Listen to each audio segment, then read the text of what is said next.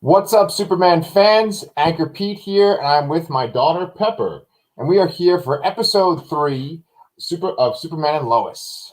How you doing, Pepper? I'm doing good. It's nice to see y'all. Yeah. 0 viewers.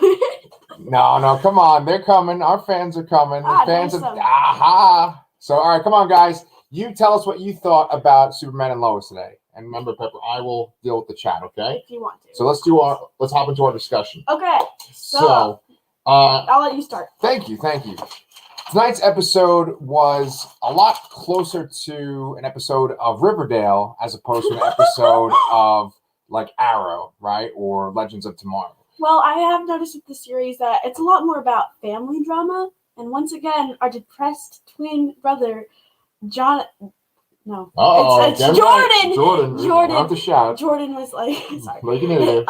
Jordan was like, oh, life again. I feel like he's kind of just like, okay, my dad has powers. Let's try to take everything out on him. Type of situation. And his dad did spy on him at one point. Okay, we'll get to that. Yeah, let's get to it. Let's just kind of go. But anyways, this show seems like more of a family drama rather than a superhero action show. Yeah, there was not a lot of action, but I will say that for the scenes that did have action, there was about 3 of them. They were all really good. Yeah, they were like, one was like a horror movie, and I was getting scared because they played this dark, ominous music. Yeah, we'll get to that one at the end. But let's go to the one that's at the very beginning. That one was the least exciting, but Superman went to, I can't remember, I think it was China. He went to an Asian country, and he saved people that were falling off a bridge, right? A bridge was collapsing. He flew in, and it kind of reminded me, I can't remember which Final Destination it is, but there's a Final Destination when the bridge collapses, and people get all cut up by the bridge, and a girl falls on a big spike and stuff. It's intense, but you know what? Not in this universe. Superman is there to save everybody. And he lifts up the bridge, and there's a guy in a boat that's about to get crushed. And Superman uses one hand to kind of wave at the guy, and then he's like, "Whoa, I need both to hold this up." Raise the bridge. Well, Daddy, what's your second scene? Violence. Are you counting the locker beating up scene? I'm not counting the locker beat up scene as the second scene of violence. I'm talking about action. Sup, Noah? Thank you for joining us. The second action sequence was, in my opinion, the best action sequence in the episode. That was the sequence where Jordan has now joined the football team, and he gets to show everybody his skills, and he's just like tossing football players off. Well, I think the locker scene would count as an action scene because his eyes glow red and he's about to punch the dude in the face and possibly kill him. Yeah. Because it's violent. All right, well, let's talk about that then. Let's unpack it. All right, Noah, let's see. So Noah's saying that he didn't see the episode yet. He's going to see it in a few. Hey, if you're cool with spoilers, then you can hear what we have to say. But thank you for joining us. So, okay. Let's just tell everybody, if they haven't seen it like Noah, basically the way this episode is broken down. Basically, it follows Jordan for a lot of the episode. He is bullied at the school in Smallville. Yeah, but for a right reason, I feel. At first, I didn't feel very sympathetic for Sean, which is the boyfriend of Sarah Cushing, as we know. Yeah, Lana Lang's daughter. Yeah, Lana Lang's daughter. Anyways, so at first I thought his anger was irrational, but then as I realized he did kind of kiss Sarah Cushing, Jordan did, and he's still kind of flirting with her. So I get the, stop it. Yeah. I'm sure he's pretty annoying, but you know what was funny about that bully? He's like this real big guy's on the football team, but his voice was kind of nasally. His voice was kind of like mine. He's like, "Hey, leave my girl alone." I was like, "All right, buddy." That's not very intimidating. Usually their voices are pretty deep. But yeah. Alone. So his whole posse is just beating on Jordan and Jonathan too. Yeah. And I don't think so. Like I said, his anger might have not been irrational for Jordan, but for Jonathan, it wasn't irrational. For Jonathan, it was irrational because what did Jonathan do to him besides try to protect his brother? Yeah, he's got a right to do that. They're family. Yeah. So, okay, good. Just let's have our discussion. Don't worry about the chat, okay? So, what do you call it? There's this good scene. The scene's actually pretty good where Clark hears his sons get into this fight. And it's interesting because, you have this dad who's able to hear his kids at school. Now, as a father, sometimes I think about my daughter at school and what she's going through there. And, I worry. Fifth grade drama. Yeah, I'm sure there's some of that, and of course there's horrible things that can happen at schools too, from what we know. And as a parent, you get kind of freaked out about it. So Clark is able to hear this happening with his high school aged kids. And the sequence is that Sean has Jordan up against the wall, and Jordan gives his look to his brother, and his eyes turn red. And so it's either he's going to use heat vision on him, or he's going to punch him, because they show his fist kind of clenching too. And what happens is Clark just shows up in the hallway. Just randomly. I'd be kind of like, why is your dad here? If I was Sean, like, yeah. But also, anyways, the thing is that Jordan gets mad at Clark for showing up. But I think Clark had a right to show up, because Jordan would have blew him up if he didn't. Yeah, who knows what would have happened? That's the theme so far of the show, is that, you know, Jordan has this potential where he could really hurt someone, and so Clark is wondering if that's going to happen. He's always being very controlling of him, and there's this pushback. So that's a theme that's going to be throughout the whole series, most likely. And I don't like that theme, because Jordan is snobby. And so, speaking of dramatic kids, can we talk about the scene with Sarah Cushing in the diner? Yeah, well, it looks like Sarah and Jordan are like a match made in heaven, in Smallville because they're heaven, both right? depressed children. Well, not only that, but from this episode, you can see that Sarah is pretty good at having big dramatic episodes too, right? Yeah, she flipped out on her mom in this diner because her mom was upset that she quit the cheer team, which out of nowhere. Yeah. But anyway, she started saying all this stuff about family business, like, ooh, Dad is sleeping on the bed every night. No, sleeping on the bed's okay. Oh, sleeping on the couch every sleeping night. On the couch. Sorry, sleeping on the couch. He's sleeping on the bed with the mom. What the hell's going on? Yeah. Anyways, and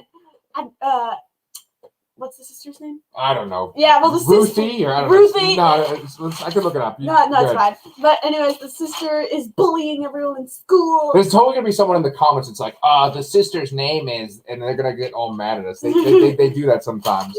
Yeah. The sister is bullying her kids, and the sister's like kindergarten age, right? It's like Clementine picking on a bunch of kids. I was like, what the hell is going on with that? Yeah, that's weird.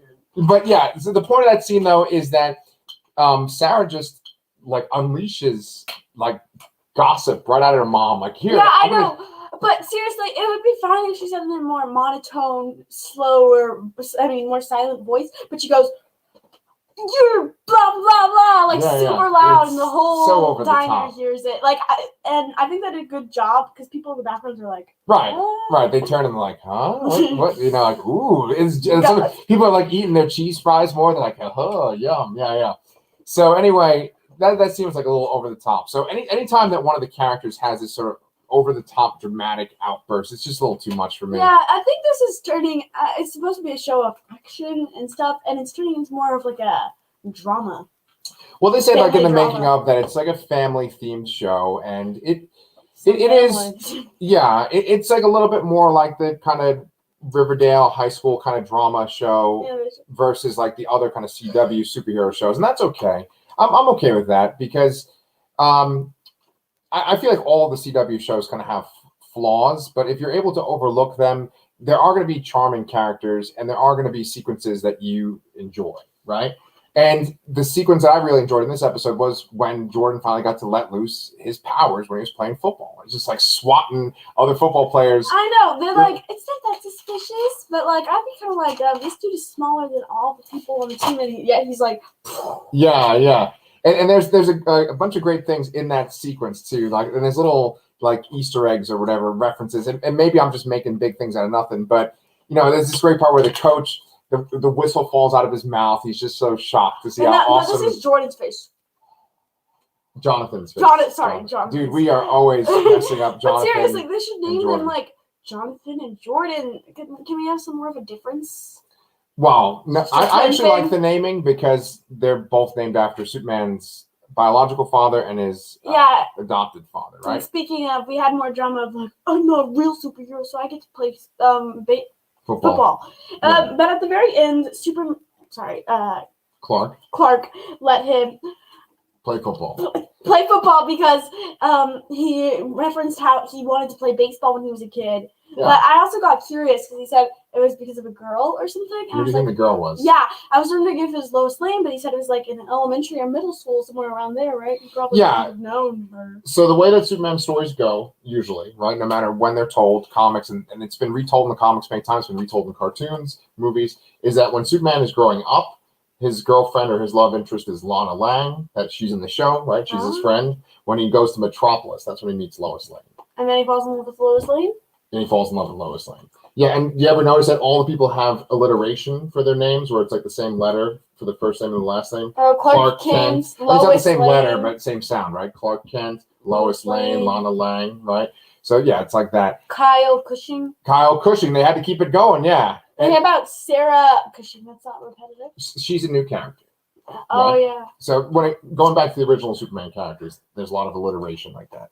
So I like that scene. And then so they're easy to remember? Sorry. That 1,000% it is. They're easy to remember. It goes into other comic book characters too, like Mr. Fantastic, Reed Richards, Spider-Man, Peter Parker, right? Oh, yeah. Yeah. Or in this case, this ties into a reference right here. Shazam, or Captain Marvel, he used to be called Captain Marvel, Billy Batson, right? And in this case, they made a little Shazam reference in this episode. The coach turns to Jonathan and he says, "How come you never told me about the big cheese?" Referring to Jordan. And the big cheese was a nickname for Captain Marvel or Shazam, right? So I thought that was kind of interesting. Yeah. Captain Marvel, like Shazam, used to be called Captain Marvel. It's not from the Marvel movies. So anyway, the third action... Wait, really quick. Go ahead. So, I'm sorry to cut in. But anyways, what's it called? So then he made Jonathan run 3 laps, and I just thought that was unfair. And you can see Jonathan there you go. Starts getting angry, like, why?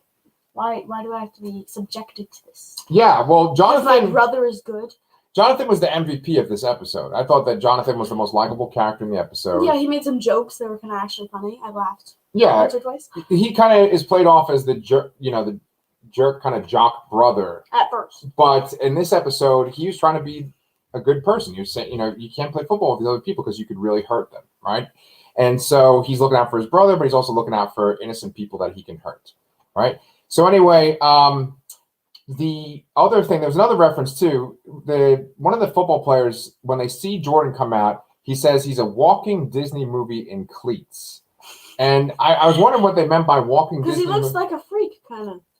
Yeah, but like, what does that have to do with Disney? Disney people are weird. Okay, well, I thought that maybe that was like a slight because, there's Warner Brothers and there's Disney, right? Warner Brothers has DC, Disney has Marvel. I was thinking that there's some kind of slight.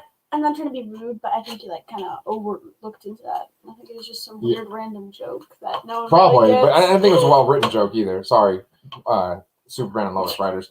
Anyway, here's another thing I looked into, Pepper, too much, is the title of the episode is The Perks of Not Being a Wallflower, right? Now, that's a play on the title of a book called The Perks of Being a Wallflower. And you know who stars in the movie adaptation of that? No. The girl that plays Hermione, right?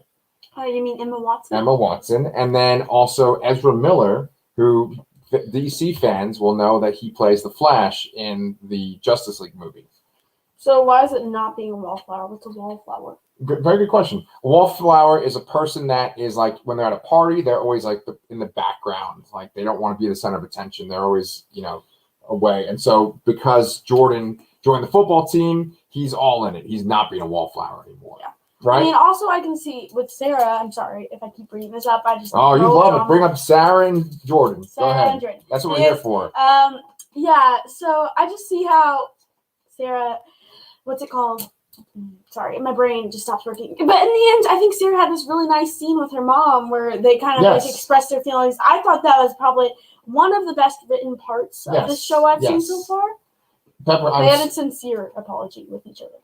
I'm so glad that you brought that up. Very good job. Yes, because this episode did have a whole bunch of like over dramatic, over the top fights, right? But that last scene that Pepper's talking about between Sarah and her mom, Lana, I thought that was a good, really good point, Pepper, which was that like it seemed sincere, it seemed genuine. What Lana was saying to her daughter was like genuine, and it wasn't like just cliche kind of I'm the mom. I'm going to say this, and now let me reference something like Pop-Tarts. No.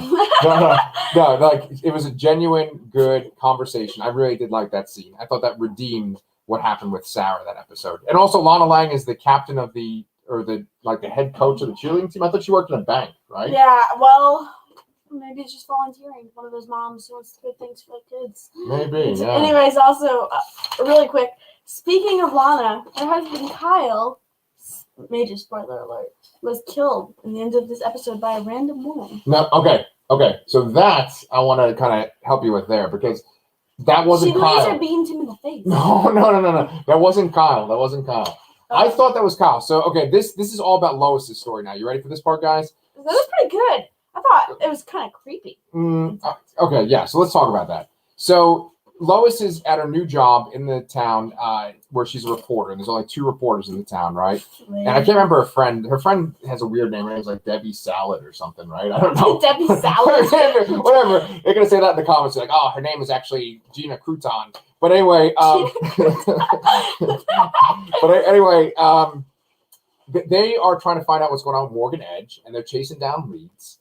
And there's a man that's taking photos of them. And I thought, just like Pepper, thought that it was Kyle taking the photos, but it wasn't. That guy is a totally different guy who just looks very similar to Kyle. Like, yeah, well, they should have picked a different looking actor. I agree. So also, I'm very curious in this one scene, which I think they should have totally mentioned, because Lois Lane is panicking because she's finding this person who was her witness, or not witness, but someone she was relying on for information. She's finding her dying, and then Superman takes her to a hospital. In the end of the episode, we never find out if the woman died or not. Okay, well, they'll get to that. There's a reason behind that, though, too. So why don't we unpack it? Okay, we'll go step by step so we can explain this to people, right? So the guy that's taking pictures of Lois and this other reporter, he is there to stop Lois from going further with the story. And Lois meets this woman. Her name is, her last name is Powell. I believe it's Sarah Powell. You guys will have to. Sarah Cushing, so. Oh, Sharon Powell. Thank you. Yeah, and you guys have to forgive us. We go right from watching the show to doing this show. Anyway, Sharon Powell mentions how her son was working in a mine, I believe, and then Morgan Edge took over that company. And offered the son opportunities. Yeah, and then the son leaves this cryptic message, basically making it seem like she might never see him again, and then he disappears, right?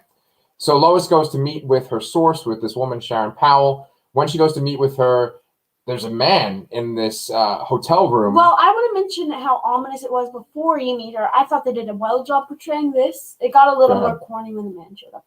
Anyways, the thing is yeah. So Lois Lane was walking into this room. You find one lamp tilted over. You think, okay, big deal, but it's not. It's I tilt lamps all the time. Yeah, lamps. Yeah. Anyways, and then the TV's still on. Lois Lane just walks up and turns it off. But that's not the impressive part of this. I mean, clearly that can happen in many horror movies and whatnot. Yeah. But I thought the soundtrack kind of had me scared for a second. Oh, yeah? And the fact that Lois, there was like in the door frame, in the door frame, there was a man standing there just kind of blurred in the background. Yeah, and then she turns and like focuses on him more. Yeah, that's always a lot creepier, right? In a horror movie, Pepper, when there's a person already standing there watching you, like when they're already there, right? Like just like this guy.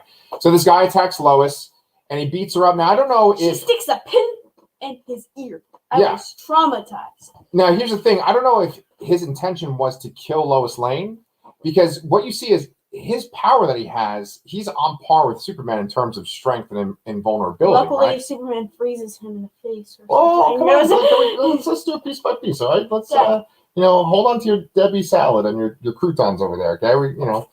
Remember that? Okay, whatever. Look, let's just explain what happens.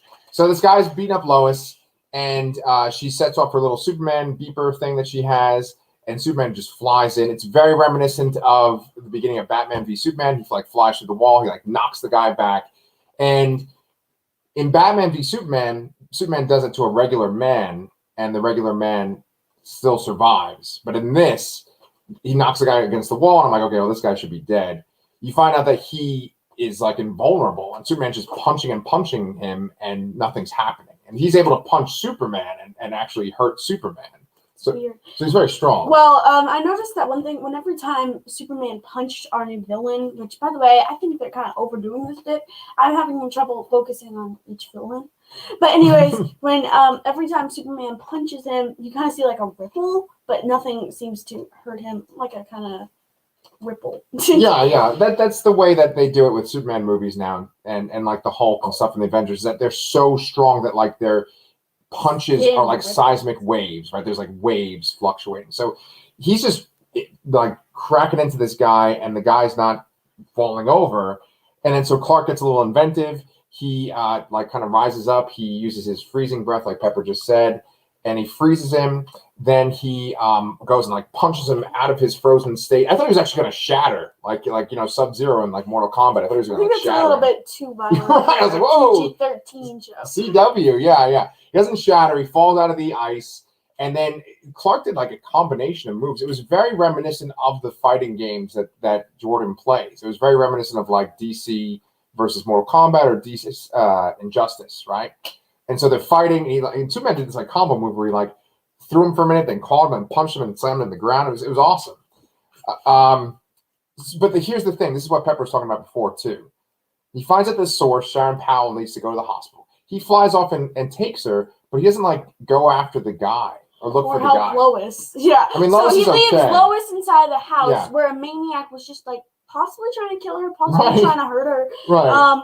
And I don't. Maybe the guy's dead, but we don't exactly know because he just threw the guy out like the window. Right. He's like he's either way, he can't be that far away, and I mean, he might come back for Lois. Not really smart decision, Superman.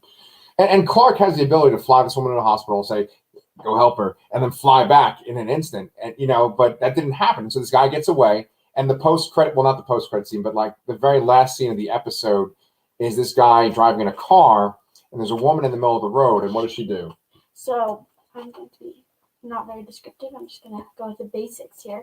Okay. So he's just like, I'm driving. I'm talking to Morgan Edge or Kyle or whoever I'm talking to from some big time company. Yeah. Some lady walks up. She's like, "Hi, I'm cool." And then her eyes start glowing, and she says, "Hi, I'm cool." No, I don't remember that part. No. Oh, okay. That's just her walk mode. Like she walked like that. I thought she was just standing there. Okay. Sorry. Stop with the teasing. Sorry. No. Anyways, so her eyes just like. Okay, go ahead. Come on. There's people watching. Her eyes just like beam, and the guy like I guess explodes, but it kind of disturbed me how she aimed straight for his face, and then the car sets on fire, so you can't see anything bad happening. Yeah. Also, she afterwards is like, "I did what I was supposed to. He's dead now," and she's like talking into a phone or walkie-talkie or whatever it is. Yeah, I think it said send a crew or something like that, probably to take care of the body. Yeah. So as we know now that there's more probably Kryptonians of some sort survived the explosion of the planet. Yeah. There's a couple of different options there. There's one that maybe she's another Kryptonian from that evil Superman's parallel world, and she's come over to this world. That's one option. Another option is that she was a human at one point, and Morgan Edge, who I'm assuming she's working for, has figured out a way to give people Kryptonian powers. That happens in the comics quite often, happens in other movies and TV shows too, where like usually Lex Luthor figures out a way to give people powers. So that's something that could have happened there as well. So that's the last scene. Basically, the way the show works is there's family drama, there's a action scene with Superman, and then the very last scene of the show is alluding to the bigger overarching story, which is like, this alternate Earth with Lex Luthor, then there's the evil Superman, and now we have Kryptonians. So what do you think about... well, sorry, I have one other subject I want to touch on. Go ahead. Yes. Well, it's kind of a similar subject. But in the past episodes, we have seen Lex Luthor or a version... Wait, is it Lex Luthor? Yeah, Lex Luthor. They call him... Lex Luthor. Captain Luthor. Captain Luthor, whatever. Yeah. He's from another... Whatever you want. Anyways, Captain Luthor. And his intentions seem good. Like, he wants to help the human race. And he feels that this Superman is bad. Whether he is trying to destroy Superman or not, he's not meaning to kill people. And so, also, I've noticed with the other two, like, laser eye people, they have intentions and they don't care about killing people. Or have we noticed with this other woman? And with the dude that was in the house of, what's her name? Well, she was in the hotel of Sharon Powell, right? Sharon Powell. Yeah. Well, let's answer Isaac Harlicker's question because it kind of ties in with what you're saying, Pepper. Okay. Isaac is asking, was the woman in the road Lana Lang? So the woman in the road was not Lana Lang. Okay. And she kind of looked similar. That's the problem, right? Is that the people they're casting look kind of similar to Lana Lang and her husband, right?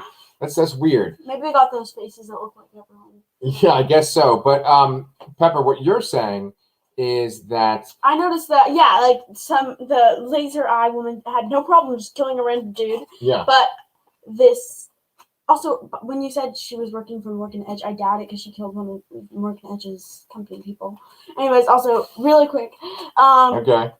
So yeah, she just had so they had different intentions, I think. Yeah. Her and Captain Luther. So I don't think that Morgan Edge and Captain Luther are working together at all. I think that that's two. Exactly. That's what I'm saying. I think she has different intentions. Like he wants to save the world, even if he's doing so in a way that will kill Superman. Right. But she wants to, not alone, possibly destroy it. Yeah, we don't know what Morgan Edge's deal is yet. But I don't think she works for him. Yeah, I mean, Morgan Edge, if I had to guess, just based on what we've seen so far, like he just wants power, I guess. He just wants... That's normally the case in these movies. Yeah. They can be rich, but they still want more. Right, so there's two different things going on. There's something with this Captain Luther, and then there's stuff with Morgan Edge, and Lois is kind of more involved with the Morgan Edge stuff, and Superman's been responding to the Luther stuff. And I think that the Morgan Edge stuff has turned out to be cooler so far. We'll see. Maybe we differ. Maybe our personalities differ, but our personalities definitely differ. But our perspective, our point of view might differ a little too, right? Yeah. Our opinions. So the thing is, I actually kind of like the stuff with Captain Luther because I like the idea of this parallel Earth and this evil Superman. Kind of reminds me of Injustice, and I like the idea of like a good Clark fighting that type of Clark. So speaking of Captain Luther, it looks like we're going to see some more of Lois Lane's father, General Lane, next episode. I don't like him at all. I know you don't. And he is not supportive of his daughter. He's just like, let's go, dude, help the world. I don't care about my daughter at all. No, yeah. So there's 2 more episodes. The world, he's destroying his daughter's life. Wow. Yeah. That's what us dads do sometimes. But anyway, there's 2 more episodes left of Superman and Lois on a Tuesday night before they take a little bit of a hiatus. Because COVID affected their schedule and they have a little break they're going to take. So we're going to cover that for the next 2 weeks. But Pepper and I will be here next Tuesday at 9 p.m. Central Time. Coming up on the Anchorpete channel, Pepper's mom and I are going to be talking about the movie Fargo, which is a classic and it's one of our favorites. Okay, here we got another comment from Isaac here. I think she works for Lex Luthor. Okay. Oh. So it's interesting, Isaac. Do you think she works for the Lex Luthor that lives in this world or this Captain Luthor that's from the other world? We'll see, right? Yeah, who knows at this point, right? She's a mystery. And then, so just one other thing that's kind of interesting for any of you guys that are fans of the movie Psycho Goreman, me and Danny actually got a chance to interview the director of the movie, Steve Kostanski, and I'm going to be posting that on the Lasercast channel on Thursday morning. So you'll have that too to look forward to. Where's my Psycho Goreman? I made a Psycho Goreman. Okay, I'm not going to get it out for you. But guys, thank you so much for watching, and we really love the comments, and we hope to see you guys next Tuesday. See you then. Bye.